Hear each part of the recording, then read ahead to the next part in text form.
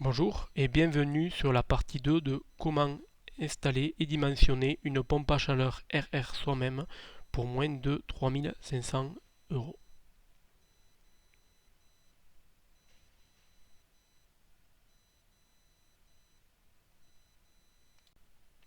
Alors pour la deuxième partie, on va d'abord débriefer la première.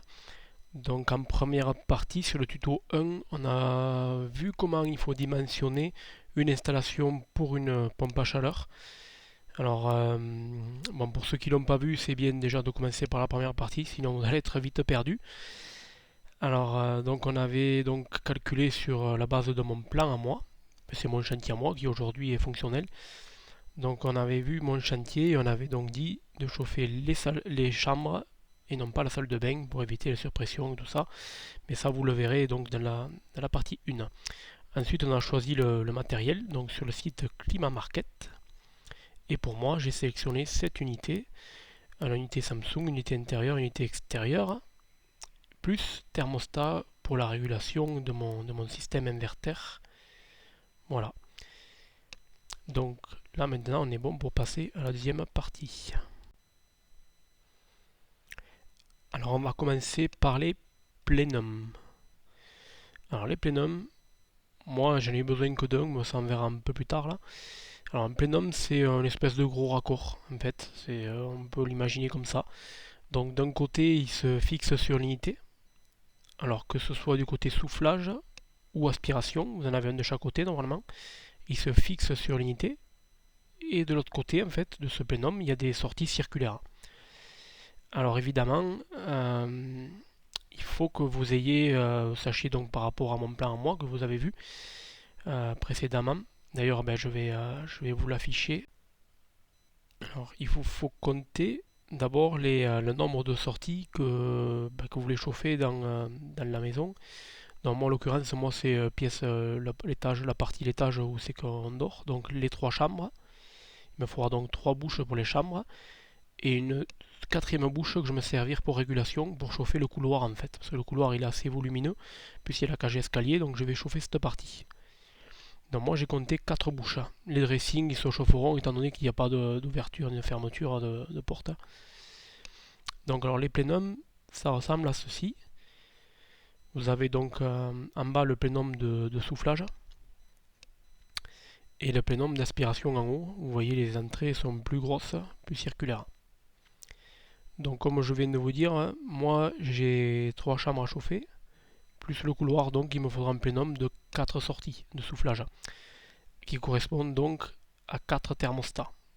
Parce que je vais avoir 3 thermostats esclaves pour les chambres et un thermostat principal, c'est que je vais envoyer, c'est ce qui sera fixé dans le couloir, la partie reprise.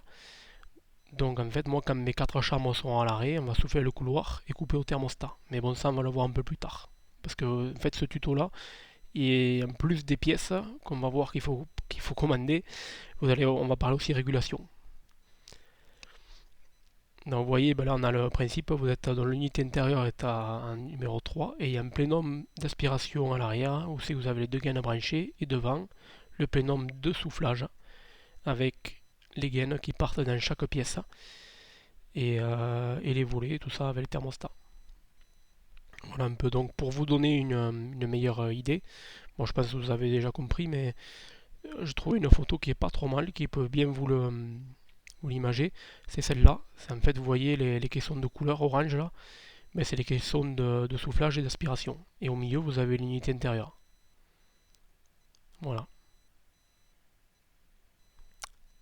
Donc c'est voilà, c'est assez simple. Hein. Il y a pas, il faut pas, c'est quelque chose qui est assez simple à installer. Hein. C'est pas très compliqué. Surtout celui modèle que moi j'ai choisi. Alors parce que ces modèles-là, en métal, j'ai trouvé quelque chose de vraiment bien, pas très cher, que je vais vous mettre donc en suivant. Donc moi la différence c'est que moi sur le tarif que je vous ai annoncé, moi je n'ai pas de question d'aspiration. En fait moi je l'ai au plafond. Voilà, vous avez une photo de chez moi ça.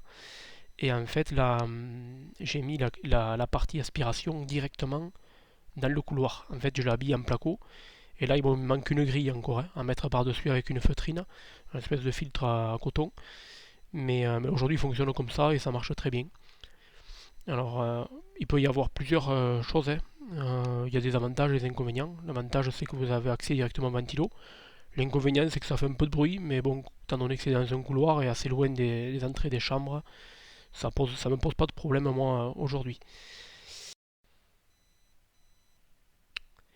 Alors, je vais vous faire voir donc voilà. Là, c'est le caisson de soufflage. Donc en général, c'est ceux qu'on trouve. Alors, ces caissons-là, ils ont des inconvénients, c'est qu'il faut qu'ils soient adaptables à votre. Il est fait sur mesure pour votre unité. Donc vous êtes obligé de trouver le caisson qui doit aller sur votre unité, en fonction du modèle que vous avez trouvé. Donc moi ça on oublie, parce que c'est très compliqué, c'est pas forcément si simple, c'est lourd en plus comme produit. J'en fais pas trop la pub, hein, c'est sûr. Alors moi par contre, moi je suis parti chez Byle Industries. Alors ils font des accessoires, ils ont modernisé un peu le système de gainable, de pack RR, avec des accessoires plus simples, installés, plus abordable et moins compliqué à mettre en place que ce genre de choses. Alors en plus c'est en espèce de polystyrène, un diamant ultra compensé, c'est solide, c'est léger et c'est déjà isolé. Voilà. Et c'est surtout universel. Alors universel pourquoi? Parce qu'à l'arrière, bon là on ne le voit pas, on va le voir quand je vous mettrai l'autre photo qui s'ouvre. À l'arrière, vous avez une plaque entière de polystyrène. Et en fait, vous le mettez contre votre unité, vous tracez, vous découpez et vous le mettez en place. C'est très très simple. Il s'adapte sur tout type d'unité intérieure. Alors c'est excellent. En fait, et ça prend moins de place que les autres systèmes. Parce que en fait, à l'intérieur, après, vous pourrez intégrer des volets qu'on verra un peu plus tard dans ce tuto. Vous voyez, hein, il arrive comme ça en fait, en double coque. Et alors moi, ce que j'ai fait, j'ai mis du mastic polymère, du silicone polymère, enfin du mastic polymère tout le tour avant de le refermer pour améliorer en fait, pour pas qu'il y ait de perte de charge. Et je les ai assemblés et scotchés en plus. Donc là, il n'y a pas de souci, c'est étanche, c'est léger, voilà, c'est tous les adjectifs positifs que je vous ai donnés avant. Et ça a le gros avantage d'être universel. Donc voilà, donc là, alors en plus, il y a un tuto, je vous mettrai un lien de chez eux sur YouTube pour qu'ils expliquent le montage. C'est super. Je vous le mettrai en lien dans la description de cette vidéo. Donc on est au volet de régulation maintenant. Alors on va reprendre notre plan, enfin mon plan. Donc moi j'ai voulu réguler, en fait volet de régulation c'est les volets qui vont permettre d'ouvrir ou fermer en fait une chambre. Donc moi j'ai trois chambres où je veux réguler le débit, c'est-à-dire l'arrêter ou le couper en fonction de la température sélectionnée. Donc il me faudra donc 3 volets sur mes 4 sorties de mon plénum sélectionné. Alors pourquoi 3 et pas 4? Tout simplement parce que la quatrième sortie, elle, il faut qu'elle débite en permanence dans le volume où il y a le thermostat principal. Parce que tout simplement, elle va réguler la vitesse de mon compresseur qui est type inverter. Et donc si on approche la température, elle va tourner moins fort, voire s'arrêter si c'est nécessaire. C'est pour ça qu'on l'appelle le thermostat maître. Donc nos trois volets, je les ai là. Donc ça c'est l'ancienne version, c'est ceux que j'ai acheté, que je vous mettrai en descriptif. Mais bon, je peux vous mettre celle-là. Je vous mettrai le lien d'achat en descriptif, mais de ces volets là, parce que apparemment ce sont les nouveaux modèles.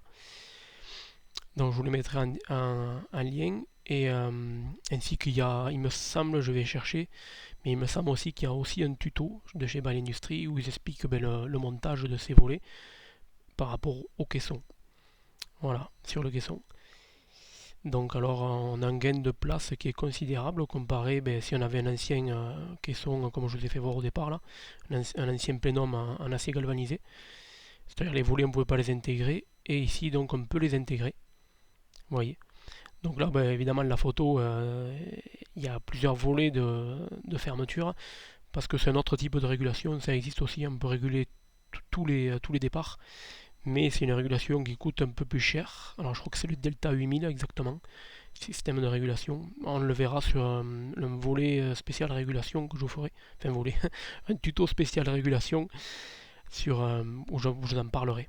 plus simple. Mais moi, c'est suivez mais d'abord tout ce que j'ai fait jusqu'à présent. Le servomoteur. Donc servomoteur, j'ai pris 3 volets. Donc c'est les choses mécaniques qui vont permettre l'arrêt du flux d'air dans les chambres. Et ce qui va actionner ces volets, ce sont ces moteurs. Alors servomoteur, c'est un grand nom, mais c'est pas très compliqué. C'est vraiment pas très compliqué. La seule chose qu'il faut faire attention, c'est qu'il faut que vous les preniez en 230 volts. Enfin 220, 230, 240, je sais pas comment ils sont mentionnés.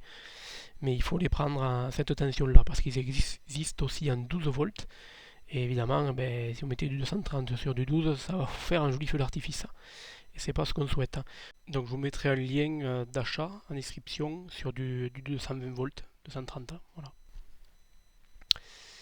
Alors ils se mettent directement sur votre caisson. Une fois en fait que vous avez installé les volets, vous avez la tige de ces volets-là qui est dans le caisson qui va dépasser.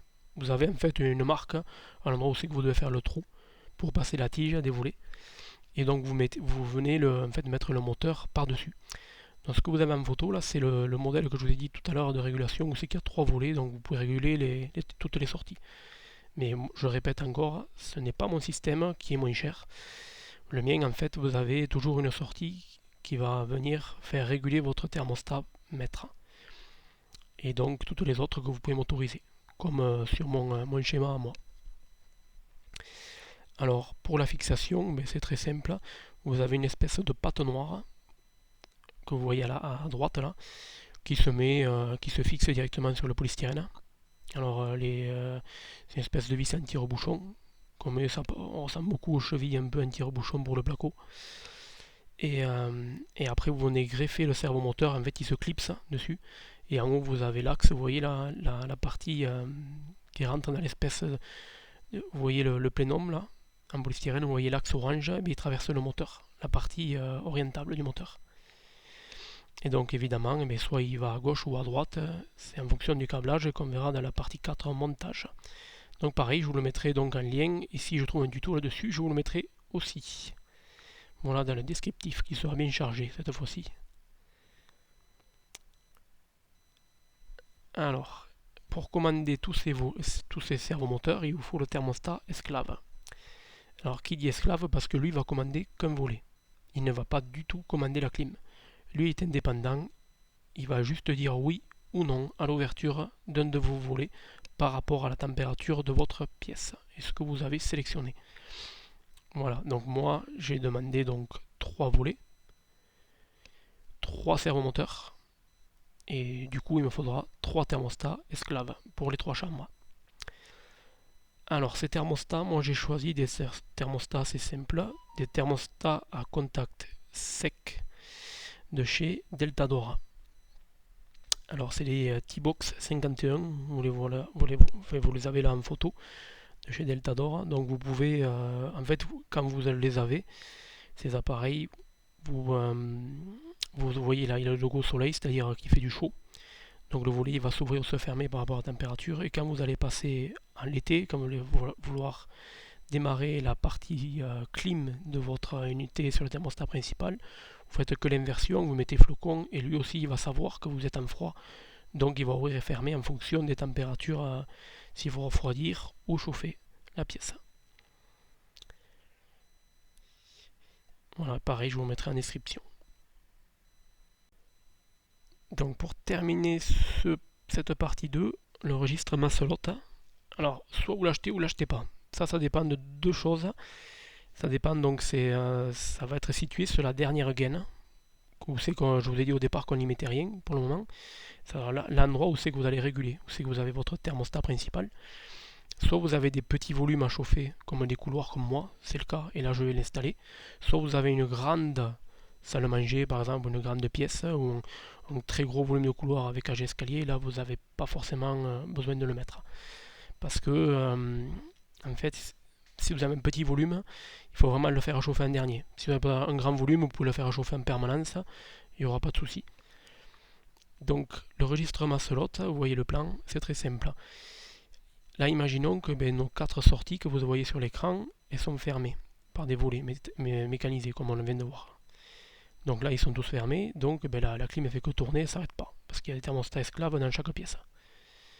On va rajouter une quatrième gaine, celle que je vous ai dit, avec dans le volume du couloir, parce que je suppose que c'est le couloir sur ce plan, enfin bon. Et le registre Masolot, on va la mettre, là vous le voyez, il est mentionné en bleu, donc sur cette gaine. Alors en réalité, moi, il est juste à la sortie de caisson by l'industrie, qu'on a vu avant le plénum. Et en fait, il va être là, lui, quand tous les volets sont fermés. La force de soufflage sera tellement importante sur cette pièce qu'en fait, il va s'ouvrir. Il va s'ouvrir et il va envoyer, donc vous voyez, ce qui vient d'apparaître en rouge, c'est le thermostat. Il va envoyer l'air dans cette zone où c'est qu'il y a le thermostat principal qui régule le thermostat mètre.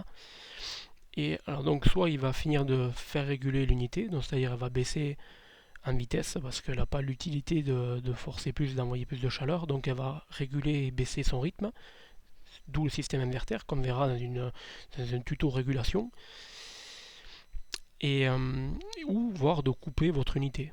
Voilà, d'arrêter l'unité s'il y a assez de chaleur qui arrive qu'elle coupe. Donc là il y a deux possibilités, soit vous le mettez juste en dessous de caisson d'aspiration ici, à droite, soit directement dans le volume où c'est que vous soufflez dans la pièce, dans le couloir où vous soufflez,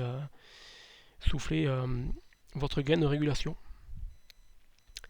Alors voilà à quoi il ressemble, le registre Masolot. Vous voyez, vous avez un axe, un volet à l'intérieur et un poids. Plus le poids, vous allez le monter en haut près de l'axe, plus l'ouverture va être simple de ce volet. Plus il va être à l'extrémité, plus ça va être difficile d'ouvrir ce volet. Donc c'est-à-dire que plus vous allez l'approcher du l'axe, si vous allez avoir une chambre de fermée ou deux, pas les trois en totalité, et bien là déjà il va débiter beaucoup d'air. Si vous le mettez à l'extrémité, il faudra que toutes les chambres soient fermées pour qu'il s'ouvre et qu'il envoie l'air sur le dernier volume. Et couper donc au thermostat mètre. Voilà, je vous le mettrai en lien aussi si vous estimez que vous en avez besoin, je vous le mets en lien dans le descriptif également.